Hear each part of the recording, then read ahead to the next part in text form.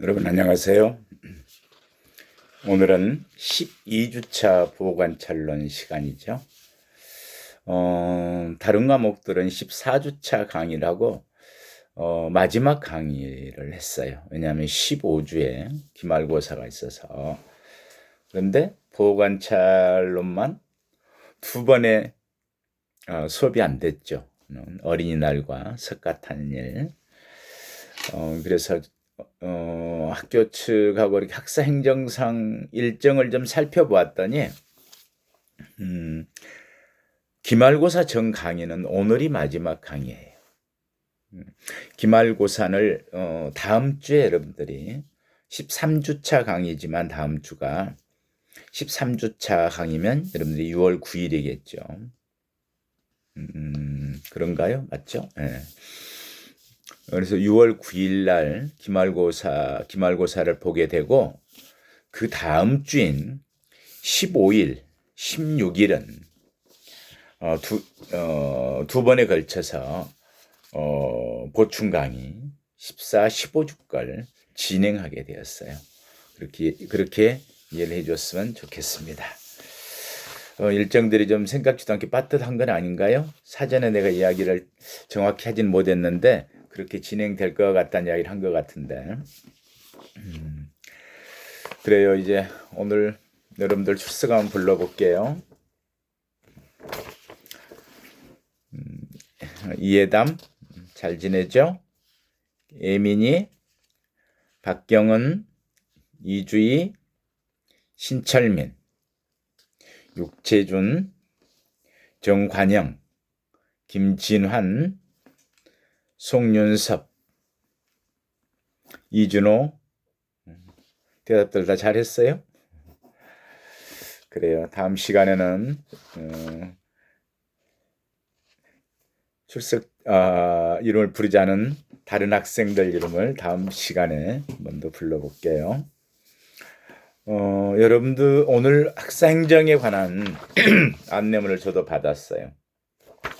아니, 기말고사가 6월 8일부터 16일 사이에 있지만은 우리는 보충 강의를 두 번을 걸쳐서 하기 때문에 우리 수업 있는 6월 9일 날 기말고사를 보고 15, 16 2회에 걸친 보충 강의로 이번 학기를 마치게 될 것 같아요. 나머지는 뭐 성적 입력 6월 23일까지 끝내면 여러분들의 성적 열람은 6월 24일부터 28일까지 그리고 그 다음 날까지 혹시 이의가 있는 학생들은 이의 신청을 하고 성적도 정정하게 되는 기간이에요. 그러고 나면 6월 29일 날 성적이 마감이 돼서 여러분들은 방학에 들어가고 저는 2, 3일간 더 정리해서 학교에 서류를 제출하게 되는 일정으로 이렇게 잡혀 있어요. 그래요. 오늘은 세계 각국은 보호관찰들을 어떻게 운영하고 있을까? 우리가 처음에 보호관찰을 이야기할 때 사실은 각국의 보호관찰 이야기를 다 했다고 봐도 돼요. 미국과 영국, 유럽의 보호관찰을 이야기했으면 보호관찰의 의의나 이념이나 보호관찰을 운영하는 방안들에 대해서는 보호관찰에 관한 이야기는 다 했다고 봐도 될 것 같아요. 그런데 이제 오늘날 각국은 최근에 어떻게 운영하고 있을까? 이런 게 이제 주된 관심사고 또 그런 걸 통해서 우리가 새로운 어떤 제도도 도입하고 그걸 또 효과적으로 어떻게 하면 운영할 건지에 대한 검토도 해볼 필요가 있겠죠. 오늘은 좀 라프하게 이야기를 할 거예요. 영국과 미국의 보호관찰, 유럽의 보호관찰에서도 이렇게 이야기를 했었기 때문에 가능하다면 최근에 동향들 이런 유지로 이야기를 하려고 합니다. 자료부터 한번 볼까요? 뭐가 빽빽한가요?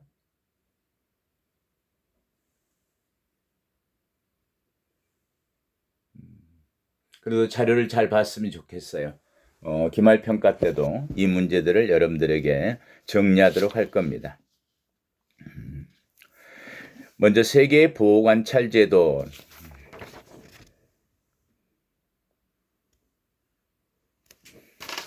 각국의 보호관찰 제도죠. 영미의 보호관찰은 보호관찰이 시작된 나라들이죠. 미국의 존 어거스터스로 해서 미국에서의 최초의 보호관찰관. 그다음에 매사추세츠주의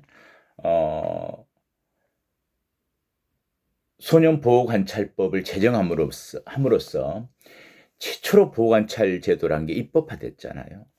또 영국도 우리가 최초의 보호관찰을 시작한 나라다 이런 자부심이 있는 나라예요. 왜냐하면 거기도 또 그런 어떤 신앙과 종교와 관련된 보호 조치가 어떤 하나의 보호관찰의 어떤 시작으로 기원을 두고 있기 때문에 그렇습니다. 그런데 그때 보호관찰들은 뭐였죠? 영미의 보호관찰의 시작들은 우리가 프로베이션이라고 그랬죠.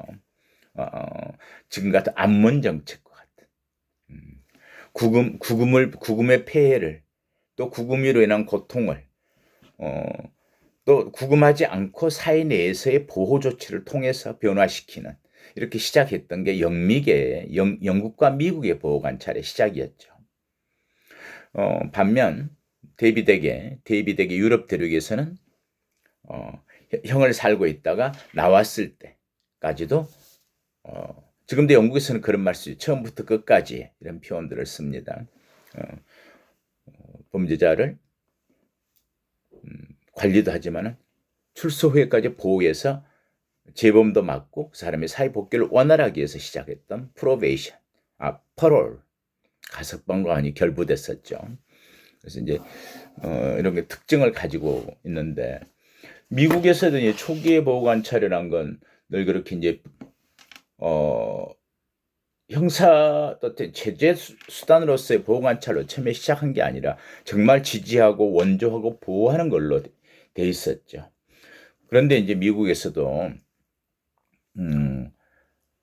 1980년대 이후, 이게 때가 굉장히 우리 형사정책적으로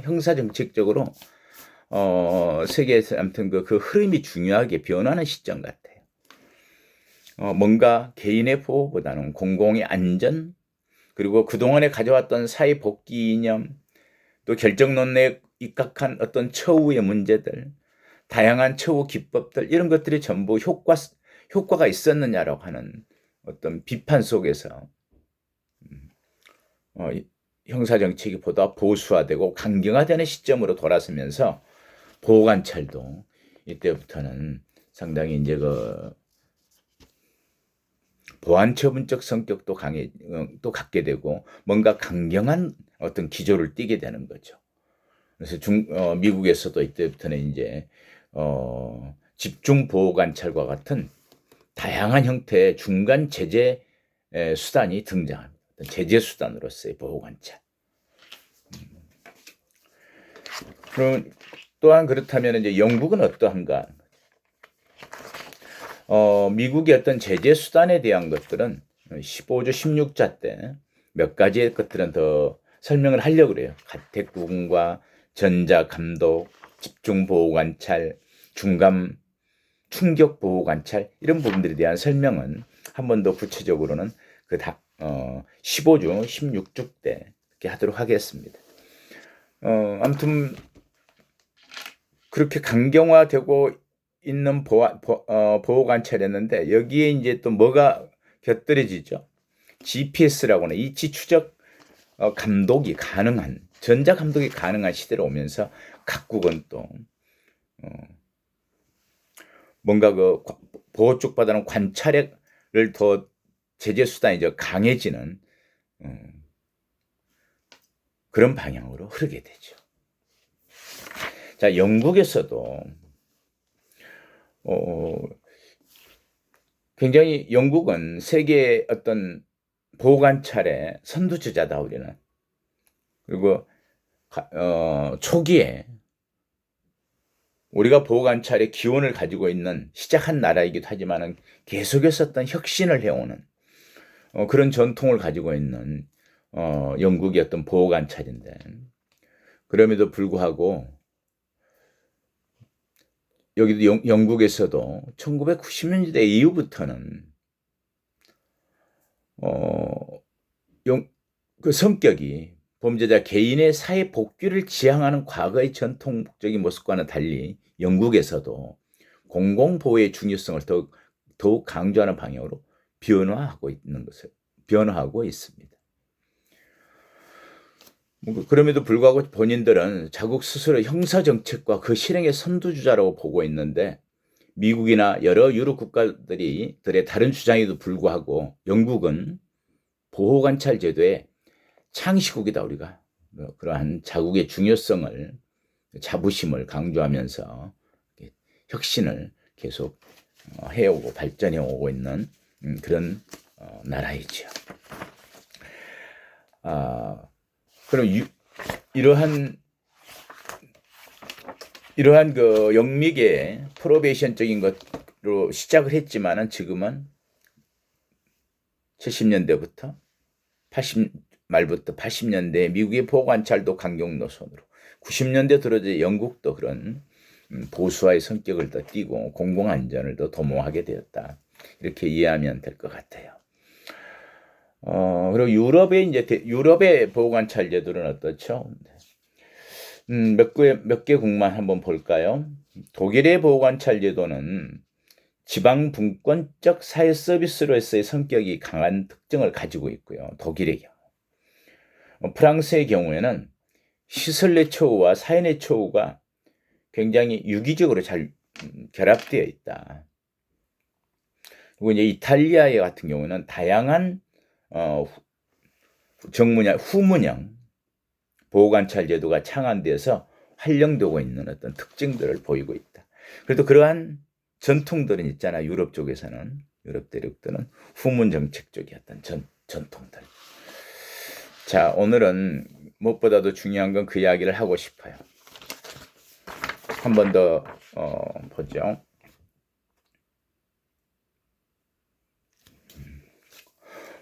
보호관찰이 어떻게 시작되었던 최근의 각국의 모든 보호관찰들은 굉장히 통제 기능이 강조되고 있다. 강화되었다. 통제 기능 쪽으로.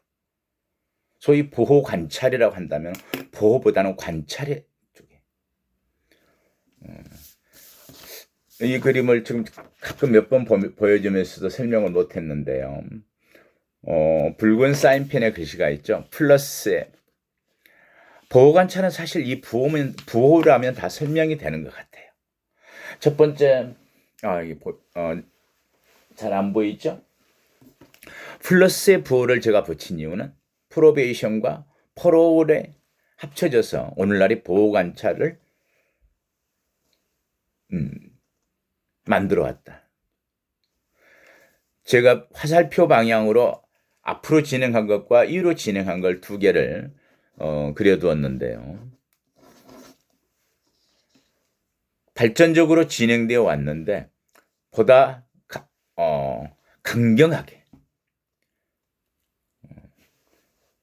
다양한 발전이 왔는데 굉장히 다양한 어떤 정책들이 개발되고 어떤 방법들이 계속 만들어지고 운영되었는데 보통 그런 것들이 다 강한 통제와 연결되어 있다. 그리고 부등호 표시에 제가 오른쪽 편에다 이렇게 꺽쇠를 쳐서 해놓은 이유는 보호처분보다는 보안처분 쪽의 강조성, 지지나 원조 개인 보호보다는 관찰과 통제와 공공의 안전 쪽으로의 더 중심이 이동되어지는 그런 최근의 경향을 이야기하고 있습니다. 이 부호면은 모두 보호관찰을 전부 설명해낼 수 있을 것 같아요. 자, 그러면은 이제 한번 볼까요? 최근의 동향, 어느 나라나 마찬가지죠. 최근의 동향인데, 그 전에 우리가 또 아시아는 잠깐 보죠. 아시아에서는 특별히 일본의 경우는 관심 있게 봐야 돼요. 일본의 경우가 교정에 있어서의 어떤 후진국이랑 같은 이야기를 했어요. 일본에는 교정이 없다. 마치 멍석이에서 수영을 가르치는 것처럼 통제 위주의 그런 어, 교정이다. 소위 교정이라기보다는 행영에 가까운 구금의 강조를 하는 질서의 유지에 강조를 하는 그런데 보호관찰에 있어서만큼은 빨리 미국으로부터 받아들이기도 했지만 굉장히 피해자에 관한 그런 데 대한 관심을 많이 가진 나라예요. 일본의 독특함이죠. 그래서 아시아에서의 나라는 교재에서도 되어 있지만 두 개 국가 한번 볼까요? 여러분들도 가지고 있는 교재가 있다면 한번 볼게요. 일본은 좀 특별해요. 보호관찰에 있어서 강력한 민관 협력 체계를 기반으로 원호를 강조하는 복지적 보호관찰 제도를 운영하고 있습니다. 연역적으로 볼 때 가석방자에 대한 사회복지 서비스를 중심으로 제도가 발전되어 왔다. 일본의 특징입니다. 태국의 경우에는 전통적으로 태국은 또 마약 사범이 많잖아요. 동남아 이쪽에. 태국의 경우에는 전통적으로 마약 사범에 대한 치료적 다이버전을 중심으로 보호관찰 제도가 활발하게 운영되어 왔는데 특히 태국에서는 최근 형사사법 개혁을 통해서 보호관찰의 역할이 크게 강화되고 있습니다. 일본의 경우가 좀 특이한 것은 일본도 보호관찰 제도가 태생적으로는 그렇죠. 2차 대전 이후에 일본의 보호관찰 제도가 태생적으로 미국 제도의 영향을 많이 받은 것은 사실이지만 1960년대 이후 지역사회의 안전을 보다 강조하는 방향으로 선회한 미국의 보호관찰 제도와는 달리 일본의 경우는 범죄인의 사회복귀라는 초기 보호관찰의 목표에 충실하고 있다는 그 특징을 가지고 있어요.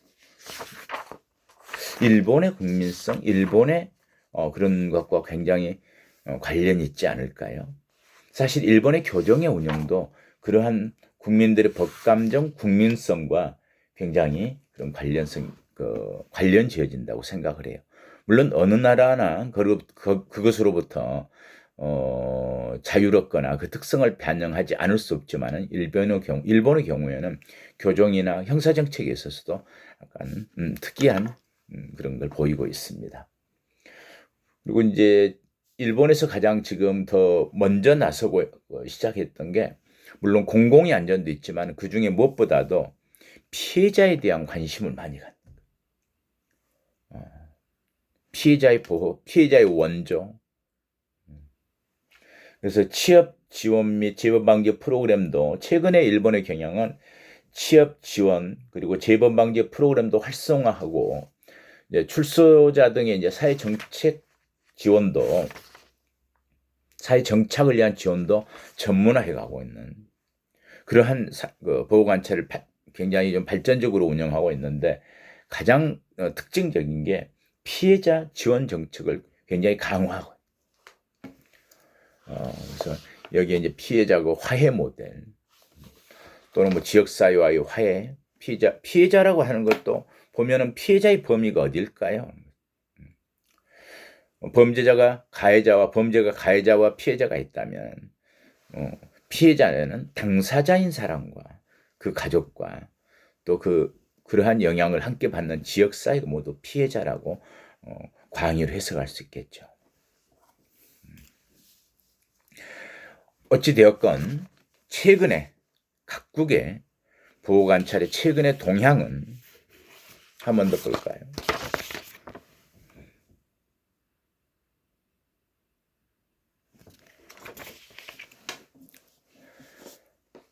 무엇보다도 보호관찰의 통제 기능이 강조되었다. 이게 가장 큰 특징들이죠, 각국에서. 그래서 사인의 처우에 있어서도 처벌성이 강조된다. 늘 사인의 처우 그러면은 구금의 폐해, 인권 문제, 효과성, 뭐 비용의 문제 이렇게 긍정적으로 그 시설 내 구금과 시설 내 처우와의 대비되는 이야기들 했었는데 이제는 사인의 처우에서도 그 처벌성이 강조된다. 소위 보안 처분적 성격이 강해졌다. 여기에서 가장 큰 영향을 미친 것은 형사 정책의 강경화 기조예요. 그래서 사회복귀의 이념이 과연 무엇을 했던가, 그러한 프로그램은 어떤 효과를 가져왔던가, 우리에게 어떤 결과를 보여주었는가, 효과적이었는가, 아니다, 뭐 이런 이제 비판 속에서 그래서 공정해야 된다 오히려. 그리고 그게 오히려 사법 정의를 세우는 길이다. 죄를 지은 만큼 벌을 받아라. 동일한 죄는 동일한 형벌들, 가석방이라 할지 이런 또는 뭐 부정경 같은 이렇게 그런 부분들에 보다는 지은 만큼 자기 죄 만큼 범죄로 인한 피해를 준 만큼 처벌을 받아야 된다. 그리고 보다 범죄성이 진전된 누범들에게는 용서를 해서는 안 되겠다. 그건 우리 사회를 위험하게 할 뿐이다. 이런 부분들 이게 오히려 공정이고 정의다. 이렇다 보니까 오늘날 형사정책을 우리가 신응보론이다, 신보수주의다, 또는 형사정책의 교정도 마찬가지고 보호관찰도 그렇고 보수 강경 노선의 보호관찰, 보수 강경 노선의 교정, 보수 강경 노선의 형사정책으로 진행되고 있다, 이렇게 이야기들을 하고 있습니다. 이 말은 이제 결론적으로 이야기하면 공공보호와 소위 대중의 분노들, 여기에 대한 반영들이겠죠. 공공의 보호와 위험한 대상자들 관리에 우선순위가 주어지고 그럼으로써 통제가 강화된, 이게 최근의 동향에서 중요한 부분이에요. 그래서 이런 부분들 때문에 이제 했던 게 미국에서도 이제 중간 제재 수단인 집중 보호 관찰이 강화되고 이치 추적제도 GPS라고 하는 부분과 결합해서 이치 추적제도의 도입과 확대 시행 등 이 부분도 미국에서 먼저 시작했지만 각국이 전부 지금 이치 추적 장치, 이치 추적 제도, 우리나라의 전자발찌 그런 도입과 그건 확대되고 있다. 또한 더 강경하게 하는 것은 출소 후의 감시 제도까지도, 출소 후에 보안 처분적인 보호 관찰들, 여러분들과 조두순의 예를 들었었죠. 그리고 또 한 가지 특징을 이야기하자면 최근의 동향 중에는 이제는 가해자의 보호, 원조, 가해자에 대한 재활 이런 것도 중요하지만은 정말로 피해자 가족들이 그 부분에 대한 화해, 피해자와 가해자와 피해자의 화해, 또 그걸 중재를 통한 화해, 또 피해자에 대한 보상, 이런 부분들에 관심을 더 많이 가졌다. 피해자 지원 정책이 강화되고 있고 최근에 우리나라도 이 부분에 대한 관심들을 이제 많이 가져가기 시작하는 것 같습니다. 특별히 어떤 성과를 냈거나 어떤 제도로 정착된 부분을 보여주고 있지는 않지만은 지금 보호관찰에서도 이 부분에 대한 관심들, 그리고 갱생보호에서는 가장 이제 지원을 예전에는 출소자에게만 두었는데 이제 피해자 가족에게도 정책적으로 지원하고 그 부분에 대한 원조를 하는 그런 쪽의 프로그램들을 개발해서 시행하는 걸로 알고 있습니다. 그렇게 시작되고 있죠. 다음 시간에는 우리가 사인의 처우로서의 우리가 갱생보호제도에 대한 이해들을 잘 안 하고 넘어가는데 이 부분을 잠깐 설명하고요. 그다음에 사회봉사 가장 보호관찰에서 사인의 처우로서 보호관찰과 함께하는 방법 방안이었다가 독립된 형벌로도 사용하죠. 이제 형벌의 일종으로 사회봉사명령과 수강명령에 대한 설명을 잠깐 하고 기말고사에 대한 설명을 하는 걸로 다음 시간을 진행하겠습니다. 수고했어요.